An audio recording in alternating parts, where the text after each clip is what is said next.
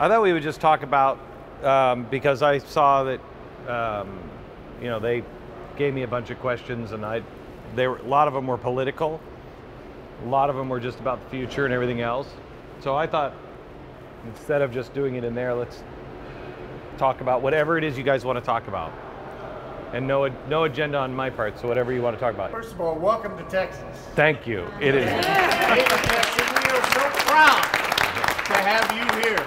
I'm working hard to get Mark Levin and Sean Hannity down here. Hey, wow. We'll have a basketball team. Well, yeah. How do you get Glenn out of his bunker? You don't get him out of his bunker. But Glenn, I want to thank you. I'm probably the newest member of 912 here. I think I'm a week old now. Wow. One of the reasons I'm here, and there was a little guy up there that made this happen. Day after I joined, I get an email, and we're having this thing, Glenn Beck, because I was on your deal for tickets and never got them, I guess. But anyway, I'm on this thing, Glenn Beck 912, respond, if you want to come, we came. And really, with the idea in mind, thank you, dear.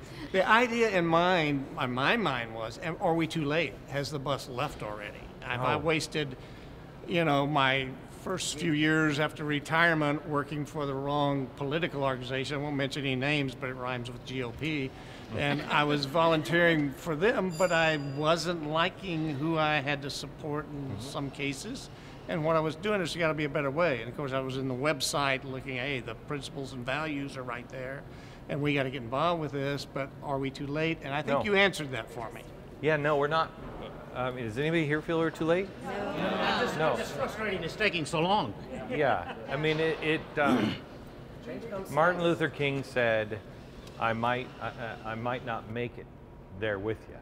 And, you know, we might not all make it there, but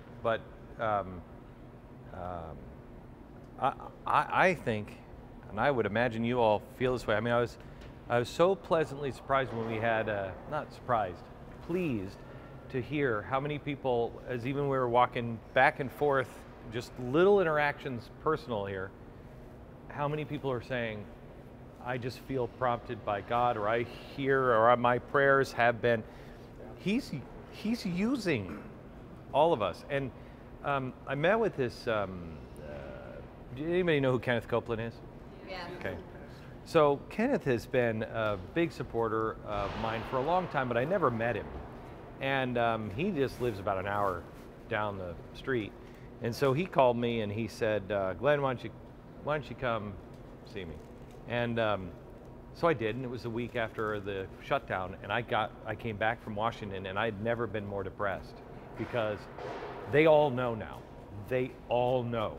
There's no ignorance, left or right. They all know what's coming. And where before they were just ignorant. No more ignorance. And he said, how you feeling? And I said, awful. And we had a long conversation, but the one thing that I brought out that I want to share with you is, he said,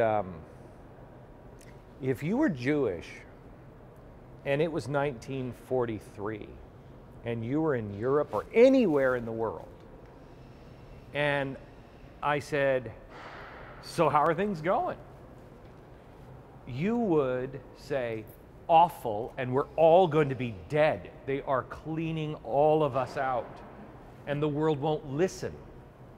And he said, if I would have said to you in 1943 or 1944, no, trust me, in just a few years, the state of Israel will be reestablished. Something that had been promised for 2,000 years will happen within 5. You would look at me and say, you're a madman. God uses everything for His will, and I'm telling you, I don't know how it comes. I don't know what it looks like in the end, but I know that we are all part of not just our little movement, a global movement. A global movement. I talk to people all over the world. I talk to people in Italy. This guy who's great, isn't he? He's great. And he gets it. And you want to talk about being outnumbered, be in Europe.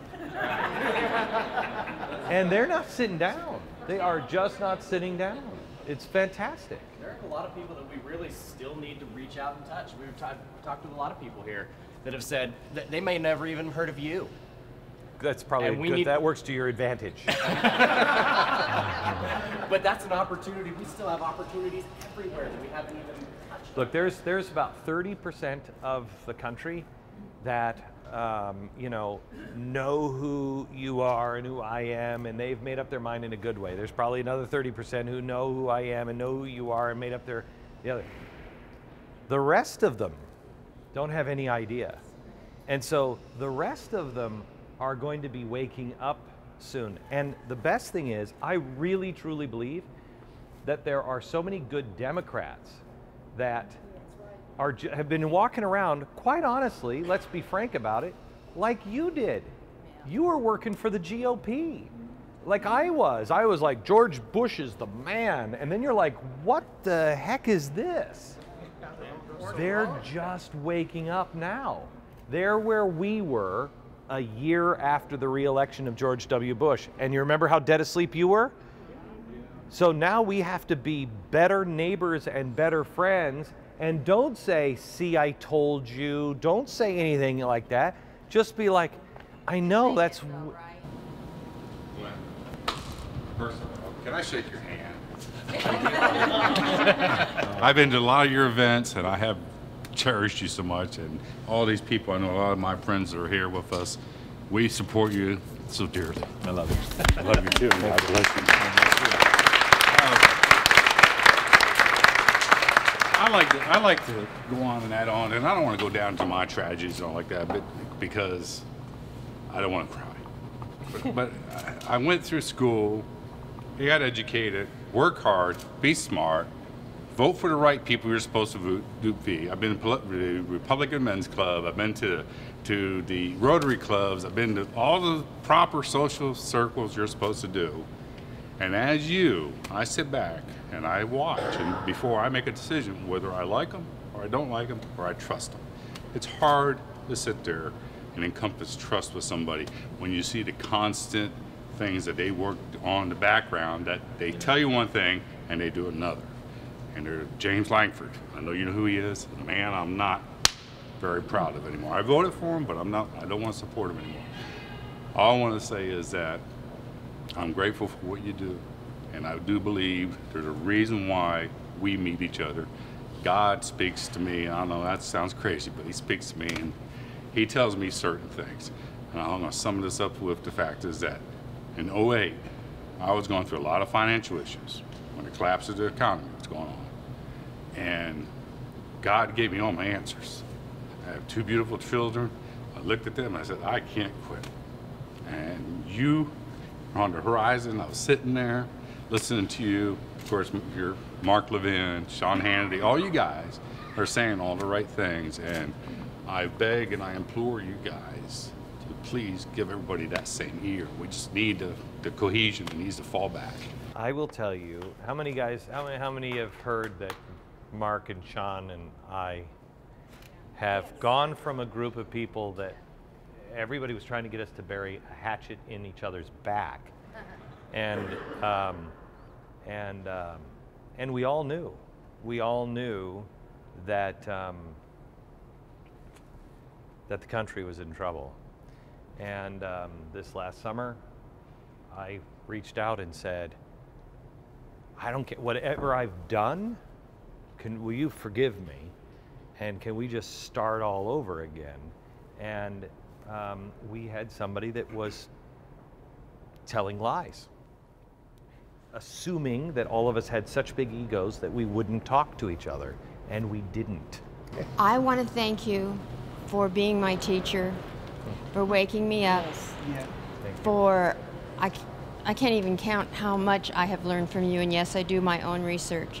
I want to thank you for making me laugh, for making me smile, for giving me hope. Thank you. I just never thought I would get a chance to look at you, let alone get a hug. And I just want to thank you because I have so much respect and admiration for you and for what you're doing for our country. Amen. And for every freedom-loving patriot. May I pay this back to all of you? I would have given up so long ago if it wasn't for you guys. I really would have. My biggest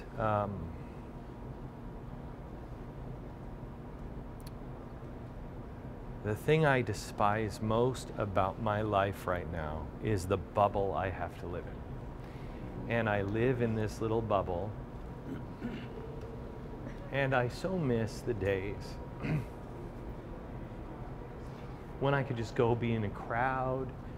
And when we do these things in the summer, you know, my security detail is like, Mr. Beck, you cannot, and it's once a year, it is my visit to the candy store where I can go out and I just say, then you put 20 extra men around me, because I'm going out and being amongst you. I just love you so much, and I am so grateful for everything that you have done.